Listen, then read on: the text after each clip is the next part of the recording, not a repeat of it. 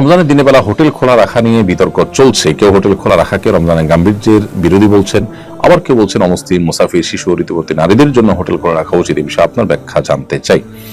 দেখুন, বাংলাদেশের আবহমান কাল থেকে চলে আসা কালচার এটি। এদেশের সংখ্যাগরিষ্ঠ মানুষ মুসলমান, আর মুসলমানদের মধ্যে বেশিরভাগ মুসলমানরাই রোজা রাখেন, অর্থাৎ সমাজের প্রায় সবাই রোজা রাখে। সীমিত সংখ্যক মানুষ যারা অমুসলিম কিংবা যারা শিশু কিংবা নারী, ঋতুবতী নারী কিংবা মুসাফির আছেন, তাদের জন্য শরিয়া রোজা রাখার বাধ্যবাধকতা রাখেনি এবং তারা রাখেনও না। যার ফলশ্রুতিতে তাদের অধিকার বিবেচনা করে যদি হোটেল খোলা রাখা হয় এবং সেখানে রোজাদার ব্যক্তি যিনি আসলে দিনের বেলায় পানাহার থেকে বিরত থাকার চেষ্টা করছেন, তার চোখের সামনে খাবার তুলে ধরা নিশ্চয়ই তার যে মূল্যবোধ সেটার প্রতি অশ্রদ্ধা করার শামিল।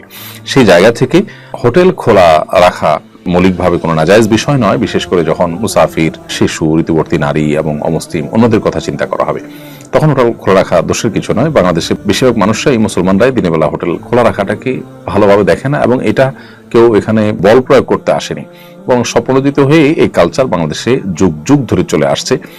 স্বপ্রণোদিত কালচার এবং স্বপ্রণোদিত ভাবে মানুষ এটি করে রোজাদারদের প্রতি শ্রদ্ধা রেখে। কারণ একজন মানুষ রোজা রেখে দিনের বেলায় পানাহার করাকে তিনি গুনাহ মনে করছেন, আল্লাহ নির্দেশের কারণে তিনি খাচ্ছেন না, পানাহার করছেন না, সেখানে তার সামনে লোভ হতে পারে সেভাবে করে খাবার গুলাকে ওপেন তার সামনে তুলে ধরা, এটা তার যে আপনার মূল্যবোধ বা তার যে বিশ্বাস সেটার সাথে কিছুটা সাংঘর্ষিক হয়। সেজন্য স্বপ্রণোদিত এটি চলে আসছে।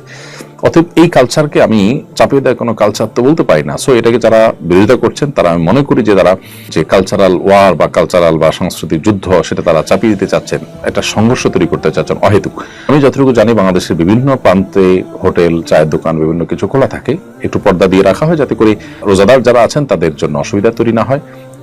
তাছাড়া যারা অসুস্থ ব্যক্তি, তাদের তো রোজা না রাখার সুযোগ আছে, তারা সেখানে পানাহার করবেন, অন্য কেউ দেখে তাদের প্রতি কোনো ধারণা পোষণ করবে না যে তারা মুসলমান হয়ে রোজা রাখেননি।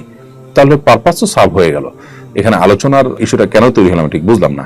দোকান খোলা থাকছে, বিশেষ করে টুরিস্ট স্পট গুলোতে, যেখানে যেখানে যাদের রোজা রাখার সুযোগ আছে তাদের অপশন আছে। অমুসলিমদের প্রধান এরিয়াগুলোতে রোজা আপনার হোটেল খোলা রাখলে তারা খেলে, এটা নিয়ে মুসলমানরা কেউ তো খারাপ ভাবে দেখেও না, বলেও না।